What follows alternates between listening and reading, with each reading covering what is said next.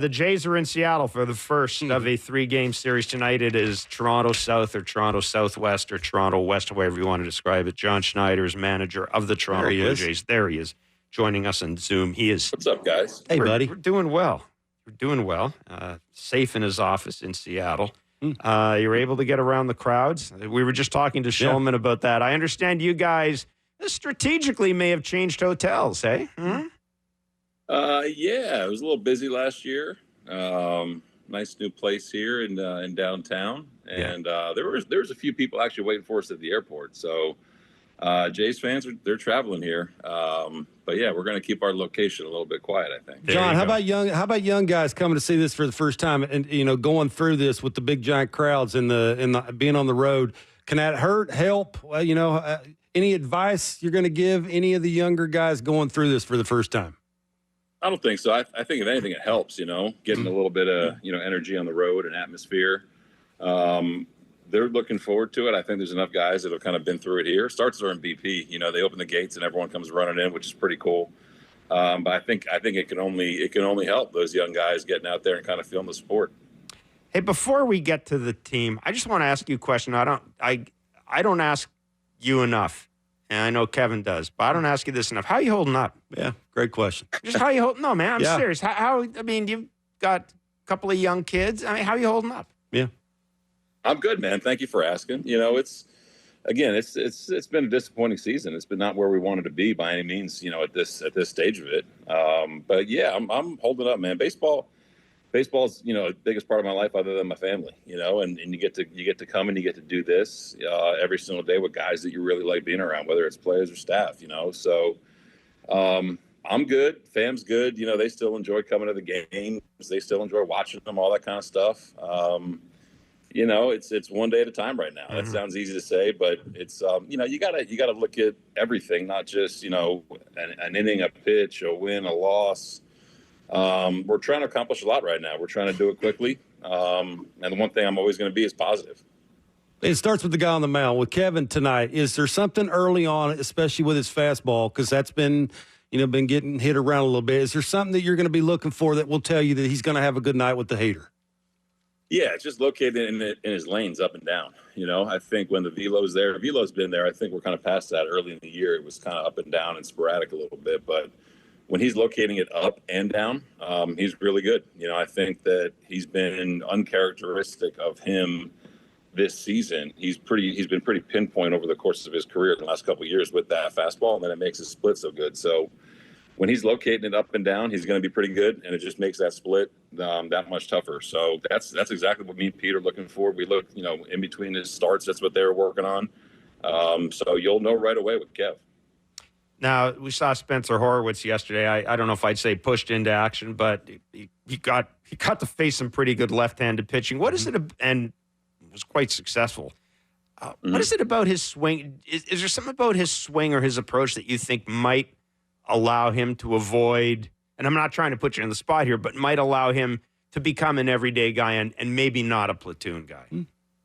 Yeah, for sure. I think he's done that in the minors. He faced lefties and fared well against them. And I love his approach. He game plans for a younger hitter, not afraid to really dive into how a pitcher is going to try to attack him and stick with it, and then being able to make adjustments off of what he sees. He doesn't try to do too much. I've always said if you control the zone, you're going to have a good chance to be pretty successful. And he does a really good job of that. And he doesn't try to get too big. He uses the entire field yesterday with a couple opposite field knocks, one up the middle. Knows when to be aggressive. Yesterday, bases loaded, he swings the first pitch. Other times, he's working the count and controlling the zone. So I think you put a pretty simple swing in with a really good approach, and you kind of get what you're seeing right now with him. So it's been cool to watch. John, is that sort of what David Schneider's going through a little bit? When you were mentioning the sort of slowing it down, trying to take what the pitcher gives you, not taking the big daddy hack, I think that's sort of the graduation part of this, right? Is when the league figures you out, they know you have a little bit of a weakness, they attack that. It's up to you to combat it. And that sort of shortening up, trying to take what he gives you, not overswinging. I think the question is, that's where Davis is at. Is he capable in your mind of doing just that, sort of he throws me away, it's down. I'm going to take that little base hit to right center. Do you see that in him?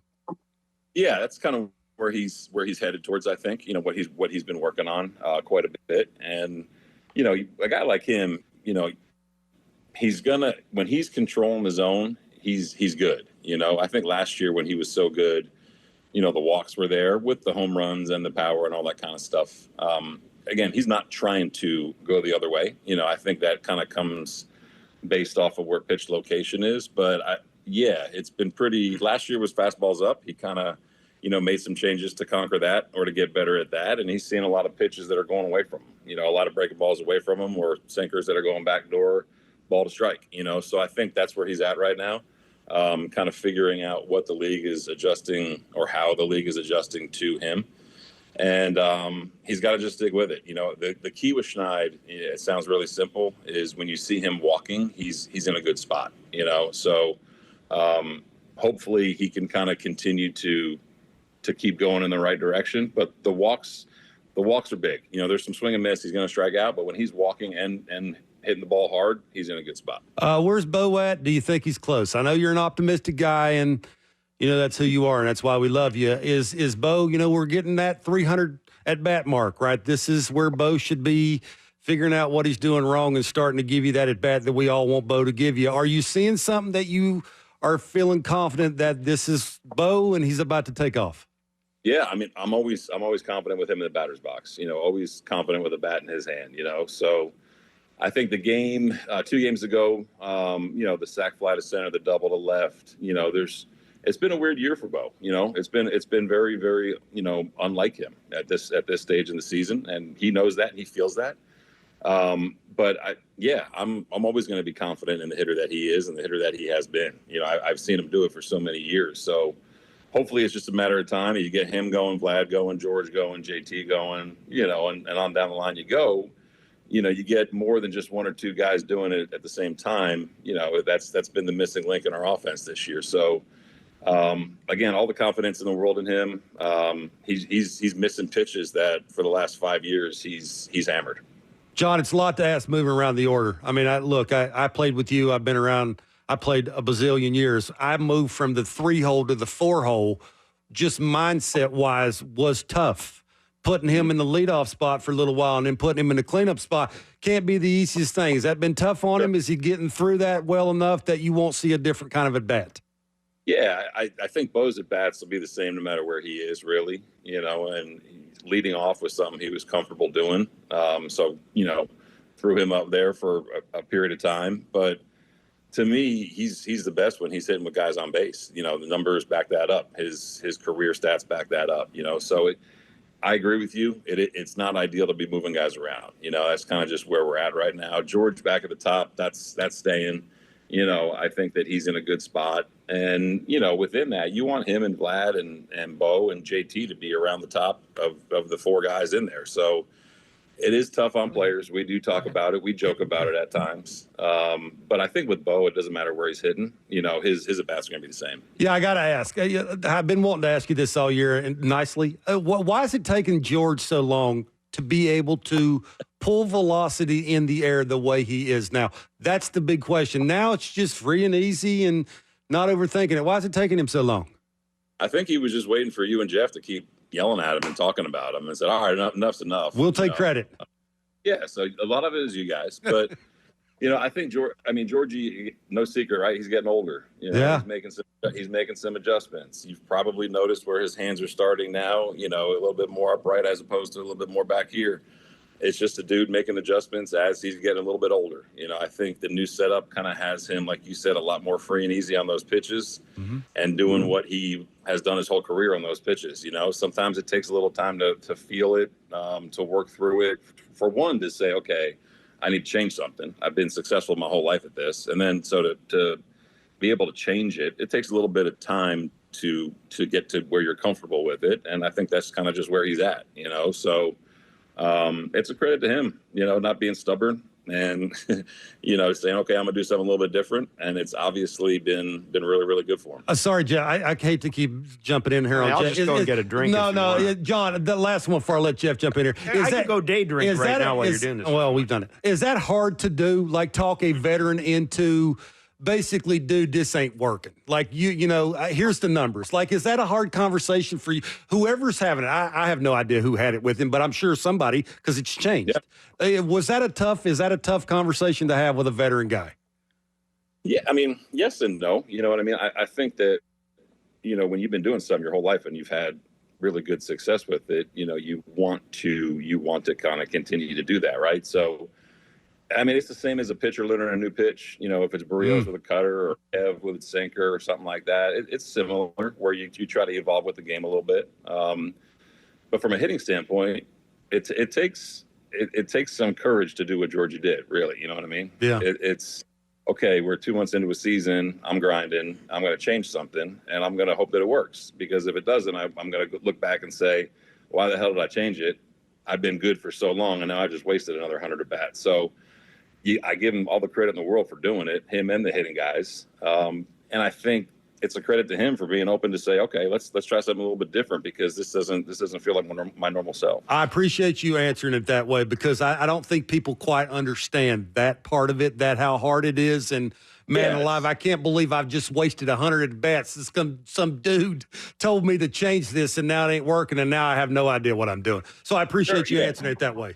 Yeah, of course. And it's a delicate balance, right? It's nice to have guys that have played and been through it and understand how tough that is. Again, this game is not just a magic formula to say, okay, this will make you better. You got to feel through it. You got to work through it. You got to trust people that you're working with, trust people you're talking to, whether it's a teammate or whether it's coach. You know what I mean? So it's I wish it happened quicker, really. Yeah. Like so many things, like fans want, like I want, like you guys want. Sometimes it takes time, and we're working our asses off for it to get better. Awesome. I have no idea why, but Barker always gets on me about this. But every time I watch Génesis Cabrera pitch, I come away thinking, man, I really like him. I like the demeanor on the mound, the whole thing about him. Where do you ultimately see Génesis Cabrera, John? I don't want to say what the ceiling is for him. And he's already right now. I mean, you're in a position where if anybody can pitch, and you're giving them a responsible role, to be honest. But well, I mean, I'm being nice. True. It's true. I'm not lying. I'm not lying. What is he, John? I mean, to me, he can be. He used to be a starter. He wants to throw all the. He wants to pitch, and I think he is very useful to. Go through 5-6 hitters in a lineup. I think how he handles righties and lefties is really, really unique. And he's got great stuff. His heater's at 96, 97 when it's on. And he's got a curveball, a cutter, and a changeup. So it's a unique skill set for sure. I love his demeanor. He's I'm going to say a little bit intense. He's very intense, and wants to be out there in big spots, So like you said, he's kind of climbing up the ladder a little bit in terms of who's going to be out there when. And, I think his ceiling could be a really, really good multi-inning reliever, whether it's in the middle of the game or later in the game. He's always had a really good arm. And when he's in the zone, he's been pretty damn good. Yeah, just don't apologize when you hit a home run hitter in the fanny. Like, it's okay. Like, Barker you got to throw him in there. Don't say I'm sorry. It was a little odd because he strikes me as the type of guy he just strikes me as the type of guy who could get the ass, to be honest. Got to go in there. Like, the dude's backlegging you. Like, you see, yeah, exactly. You see Jordan's hitting missiles all over the Rogers Center. So it's like we're trying to get in on him, whether it was Chris or Cabrera. You know what I mean? You can't let him get those arms out, So that was the discussion we had with the pitchers. I kind of talked with Cabby about it afterwards. He's like, I'm not letting him get his arms out. So, I mean, I loved it. You know what I mean? And I've seen him kind of have the opposite reaction when something like that does happen too. So I was glad it stopped where it did. Right. Okay, last one. Nate Pearson, two-seamer. Do you like it? Do you love it? Do you never want to see it again? I love it. Just quickly. I mean, Nate, man, I mean, he's got such a good arm. We've seen this for years, right? We've seen this for years with the fastball, slider, curveball. He can throw a split. I think it's just he's an imposing figure out there. He's a big guy, and he's got 100 in the tank. And then we've been trying to figure out ways to get him, what's the right word, to have a little bit more of a presence inside on right-handed hitters, so they're not just sitting out there with the fastball and with the slider. You know what I mean? As hard as he throws, it's still, as a righty, you can kind of hang out there with him a little bit. So it's a pitch that he threw as a starter. Again, this goes back to Pete saying, hey, why don't you give this a go? We've tried a lot of things with Nate. But when you get 100 coming in at you and then you got to protect against a 88, 89 mile slider, that's a different story. So I like it a lot. Again, he's not going to turn into a sinker slider guy by any means, but to have that pitch to say, okay, I'm here and I can get on this side of the plate is going to be big for him. Awesome. John, we're going to let you run, man. Good luck in this series. Go get him. Yeah, we appreciate you, buddy. Safe travels. Thanks a lot, Be well, man. guys. Good luck. Yeah. Thank you, guys. Always good catching up. Yeah, see you, Take man. care.